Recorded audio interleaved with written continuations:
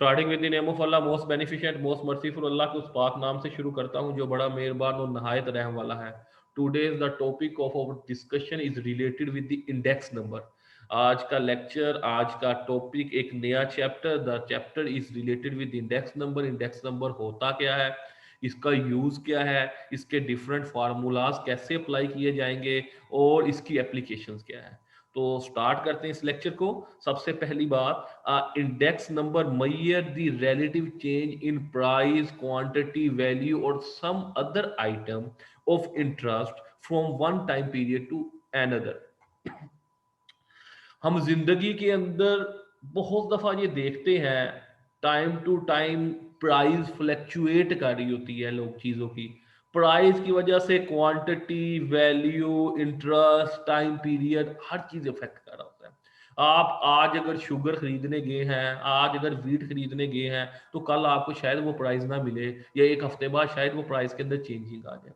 तो प्राइस के अंदर चेंजिंग आ रही होती है। तो इंडेक्स नंबर क्या होता है, जो कि रिलेटिव चेंज को मैयर करता है, चेंज को निकालता है। किन चीजों की?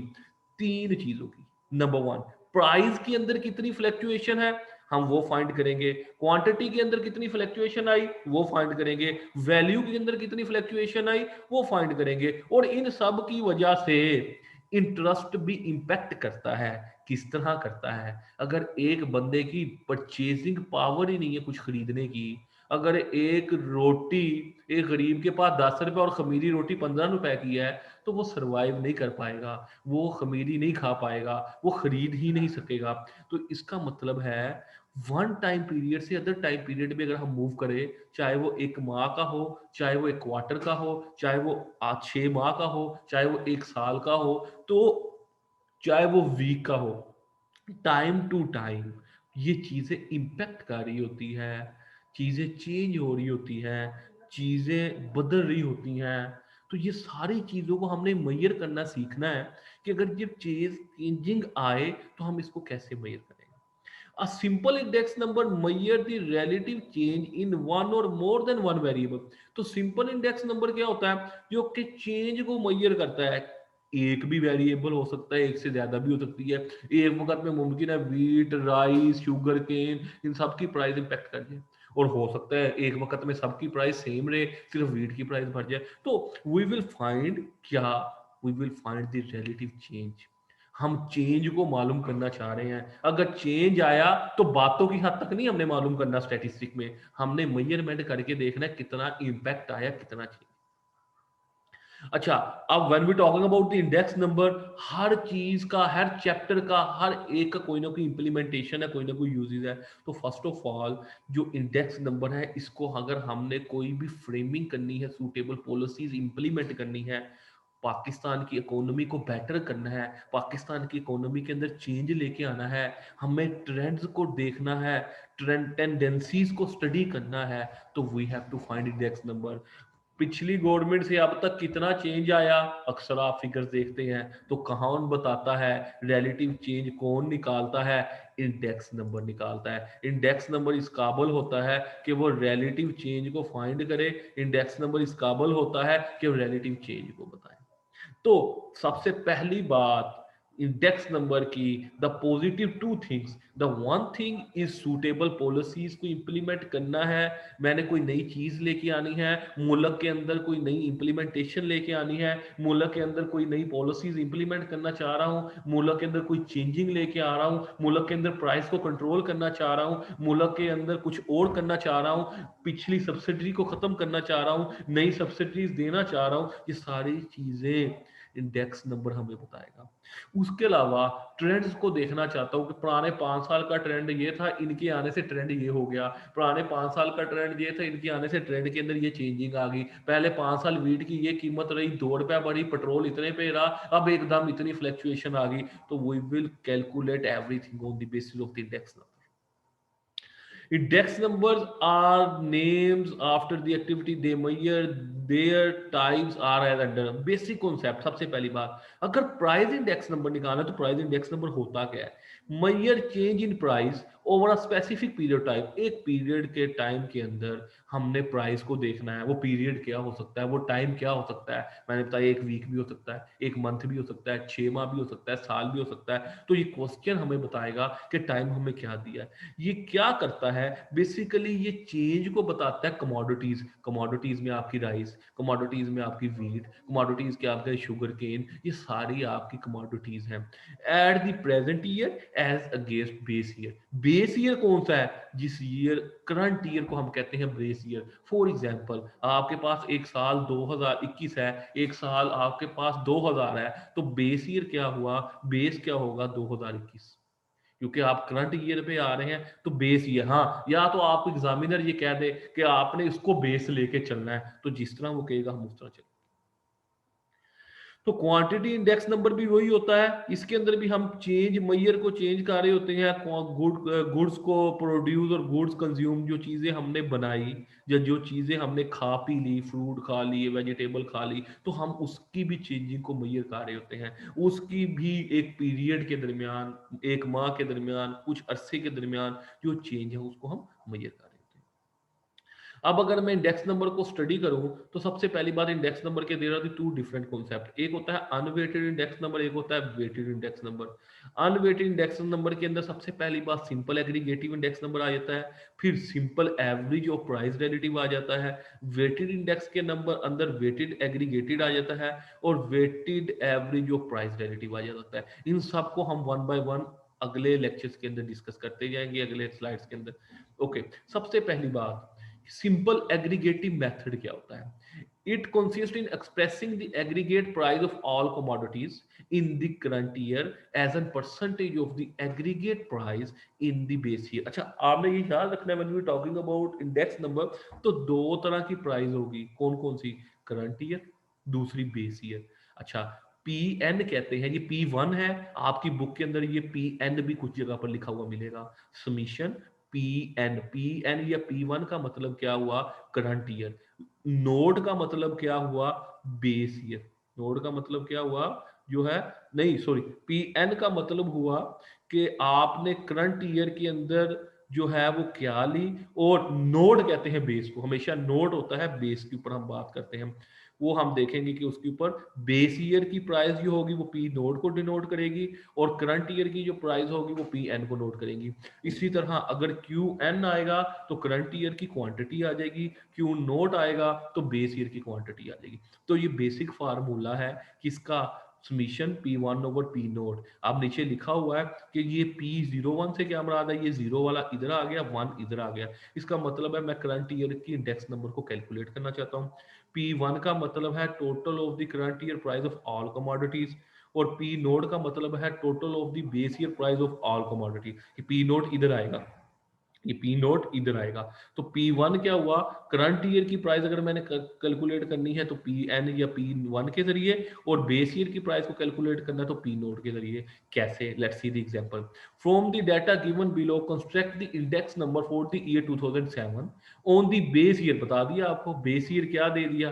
2008 आपने बेस ईयर बनाना है, और करंट ईयर आपको क्या दे दिया? 2007 आपको दे दिया। और कहता है जनाब ये कमोडिटीज हैं, sugar, milk, oil, wheat, clothing, units ये हैं इनके। और दो प्राइस हमें, इन प्राइसों से मतलब है, एक प्राइस हमें दे दी कि 2007 की, और बेस ईयर की कौन सी प्राइस दे दी? 2007 ऑन द बेस ईयर। अच्छा, 2007 को आपने बेस ईयर लेना है और 2008 को आपने करंट ईयर लिख दिया उसने। For the year 2007 on the base year, and 2007 क्या हो गया? ये बेस ईयर आ गया, और 2008 क्या हो गया?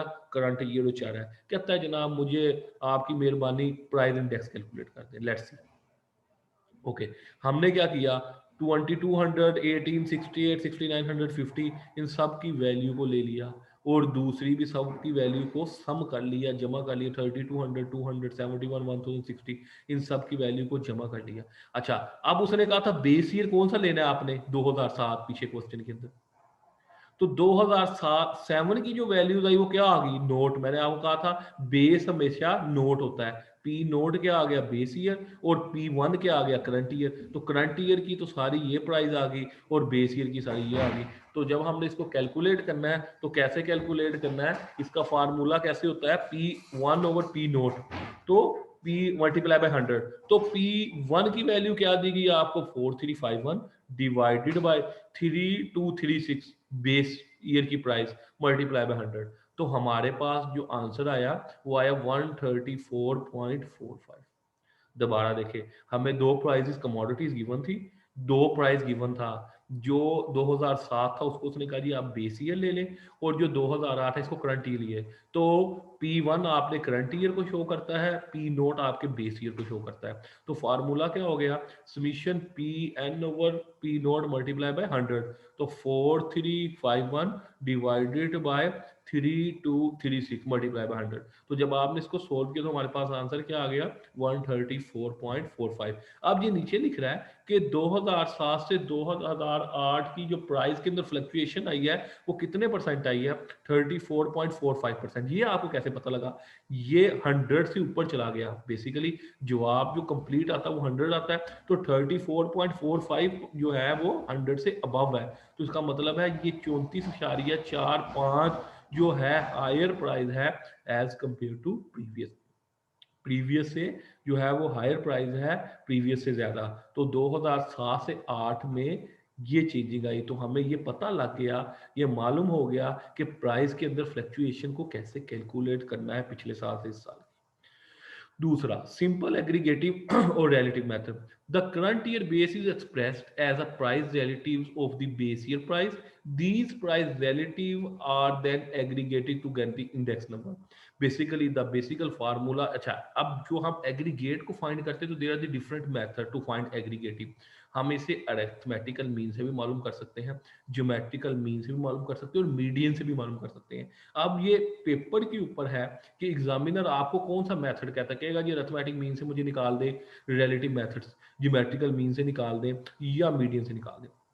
देखिए फार्मूला सेम ही है, P N over P naught multiply by 100 divided by N. N क्या होता है, number items, number of items या नंबर ऑफ ऑब्जर्वेशन।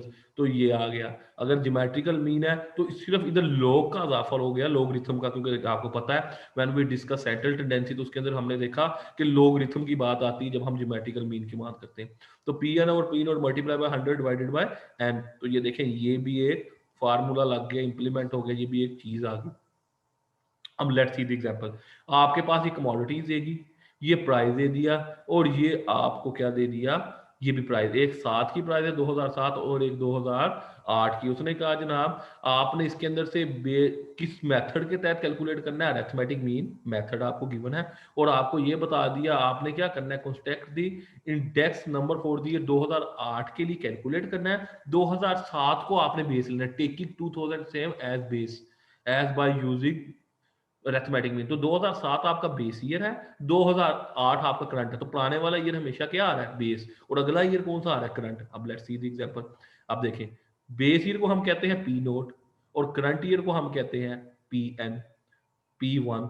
ओके, तो अब लेट्स सी द एग्जांपल। अब सबसे पहली बात, हमारे पास क्या फार्मूला है, हमारे पास फार्मूला है प्राइस रिलेटिव कैलकुलेट करने का अरिथमेटिक मीन का, पी एन या P one divided by P naught multiply by 100।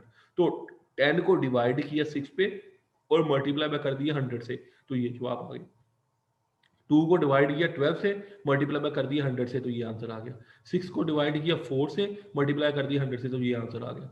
12 को डिवाइड किया 10 से, मल्टीप्लाई बाय कर दिया 100, ये जवाब आ गया। 12 को डिवाइड किया 8 से, मल्टीप्लाई बाय 100 कर दी, तो ये आंसर आ गया। तो हमने क्या किया, प्राइस रिलेटिव पहले कैलकुलेट कर दी पुराने फार्मूले से, पी एन और पी नोट, अरिथमेटिक मीन के फार्मूला यही है, P N over P naught multiply by 100, P N over P naught multiply by 100। तो पी एन ये है, ये पी वन ये है, इसको इस पे डिवाइड किया और मल्टीप्लाई बाय 100 कर लिया, तो सबको कैलकुलेट करके एट द एंड इसको टोटल कर दिया। तो जब टोटल किया तो हमारे पास जवाब क्या आ गया 603.37 डिवाइडेड बाय एन। एन क्या था 1 2 3 4 5, तो इसको 5 पे डिवाइड कर दिया, तो ये जवाब आ गया अरिथमेटिक मीन के जरिए क्या 120.63। अब कितना इजाफा हो गया, 20.63% का इंक्रीज है 2007 से 2008 में। साथ में प्राइस 20% कम थी सारी प्रोडक्ट की क्वांटिटीज की, और वो आके एवरेज प्राइस कितनी बढ़ गई, 20.63। तो अगर आपको कहे जनाब इधर इसको यूज करते हुए ज्योमेट्रिकल मीन को मालूम कर लें, तो आपने इधर लोग ले लेना है। ये मालूम करने के बाद इसका लॉगरिथम ले लेंगे तो क्या आ जाएगा, ज्योमेट्रिकल मीन निकल आएगा। तो वो जो मेथड कहेगा उस तरह आपने इसको कैलकुलेट कर देना। अच्छा, अगला मेथड हमारे पास आता है weighted index number. Weighted index number क्या होता है, ये वो इंडेक्स नंबर होते हैं जिसके अंदर हम हर चीज को कोई ना कोई वेट देते हैं। इसके अंदर हमारे पास मेजर जो है वो फार्मूलाज राइटर के आते हैं, अक्सर क्वेश्चन यहाँ से आता है। इसके अंदर आपको लेस्पेयर, पाशे, किल्ले, मार्शल, फिशर, बोले मेथड, ये सारे मेथड हैं। अब हम इनके जो पेट फार्मूलाज है, अभी तो हमने फार्मूला खुद जनरेट किया, on the basis of that we will able to solve that question. अब हमें इनके पेट फार्मूले दिए होंगे। देखें, लेस्पेयर का फार्मूला क्या है, P1 Q note P note Q note, ये आपको याद करना पड़ेगा। 1871 के अंदर ये आया लेस्पेयर, इसने ये कॉन्सेप्ट दिया और ये फार्मूला दिया। पाशेज 1874 के अंदर आ रहा है, उसका क्या है, ये फार्मूला है। देखिए ये P1 Q नोट है, ये P1 Q1 है। अब आपको प्राइस भी दी जाएगी और क्वांटिटी भी दी जाएगी हर क्वेश्चन में इनको फार्मूले में। तो लेस्पेयर का मेथड क्या हो गया, ये वाला P1 Q note P note Q note, और पाशे का क्या हो गया, P1 Q1 P note Q1। तो डिफरेंट हो गया। अब आगे देखते हैं, बोले का क्या आ गया, डॉर्बिश और बोले का फार्मूला ये आ गया। ये देखे, यही सेम फार्मूला है, लेस्पेयर और पाशे के फार्मूले को जमा कर दिया। P1 Q note P note Q note, देखें लेस्पेयर का ये फार्मूला था, P1 Q note P note Q note, same वही लिख दिया। और पाशे का क्या था, P1 Q1 P note Q1, P1 Q1 P note Q1।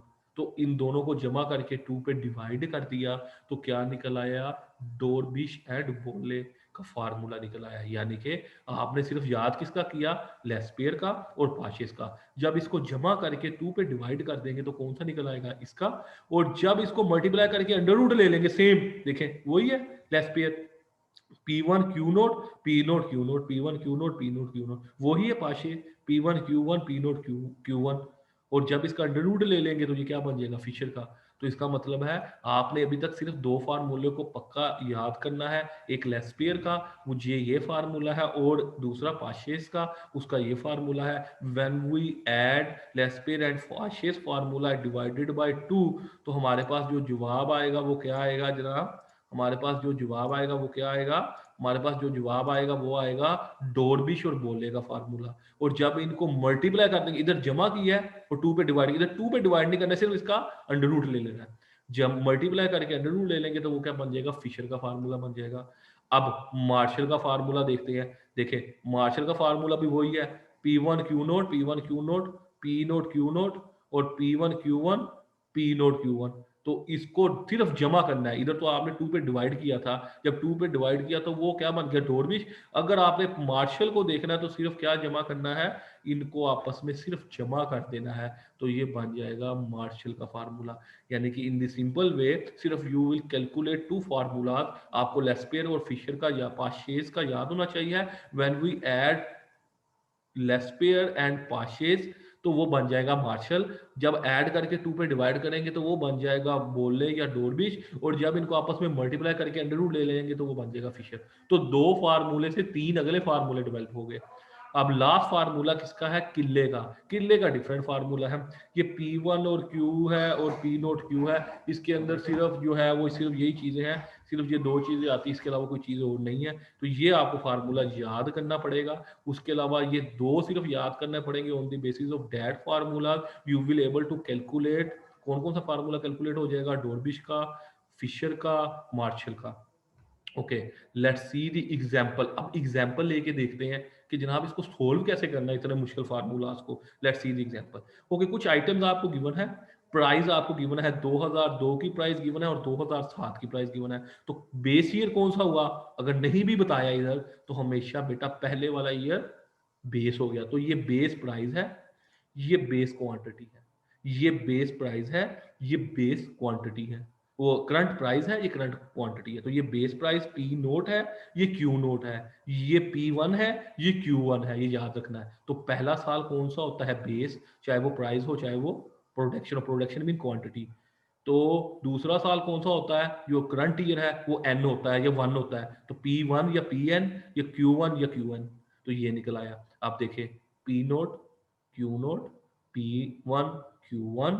अच्छा, अब आपको फार्मूला क्या दिया, सिंपल फार्मूला। आपने करना क्या था, आपने पी वन क्यू नोट लेना है तो क्या करना है, पी वन क्यू नोट, ये पी वन है ये क्यू नोट है, इन दोनों को आपस में मल्टीप्लाई नहीं आप कर लेंगे, तो इसको मल्टीप्लाई कर लिया।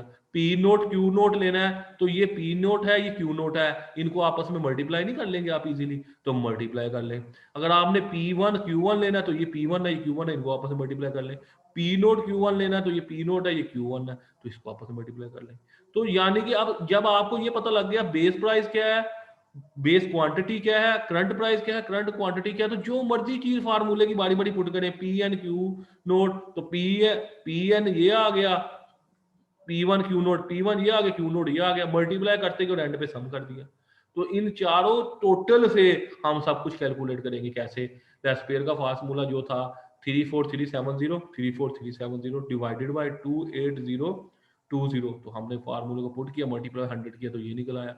पाशेस का हमने 2 कैलकुलेट किया, मल्टीप्लाई 100 किया, ये निकल आया। और इनको आपस में मल्टीप्लाई करके अंडर रूट ले लें, ये देखें यही जवाब है। चाहे आप डायरेक्ट आंसर ले लें 122.66 मल्टीप्लाई बाय 122.84, इनको मल्टीप्लाई करके आप अंडर रूट ले लें तो ये आंसर निकल आएगा। तो ये सारा लेक्चर था मेरा टुडेज लेक्चर, जिसके अंदर हमने कंप्लीट कॉन्सेप्ट पढ़ा इंडेक्स नंबर का क्या है। You will study your books, if you feel any confusion you can discuss with